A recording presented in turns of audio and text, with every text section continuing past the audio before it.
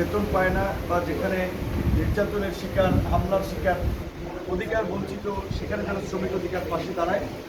পাশাপাশি যারা এই ঘটনায় রানা প্লাজা, তাজরিন এরকমের ঘটনায় আসলে যারা নিহত হয়েছে, সেই সমস্ত পরিবার অনেকেই সে সময় দেশি বিদেশি অনেক সহায়তা এসেছিল। সেই সহায়তা কতটুকু বাস্তবায়ন হয়েছে আমরা সেটা জানি না। সেই জায়গা থেকে এখনও যদি ওই ধরনের থাকে যে নিহতের পরিবার, তারাও সেভাবে সহযোগিতা পায় না, তাদের বাচ্চা কাচ্চা, তাদের বিষয়ে একটা খোঁজ খবর নেওয়া যায় এবং যারা মৃত্যুবরণ করেছে তাদের জন্য আমরা দোয়া করি।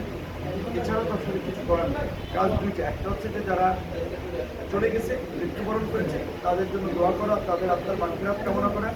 যারা জীবিত আছে তাদের জীবন মান উন্নয়নে, তারা একটা স্বাভাবিক জীবনে তারা যেন চলাফেরা করতে পারে, সেইখানে আমরা যতটুকু আমাদের পক্ষ থেকে সহায়তা করতে পারি সেইখানে সহায়তা করি।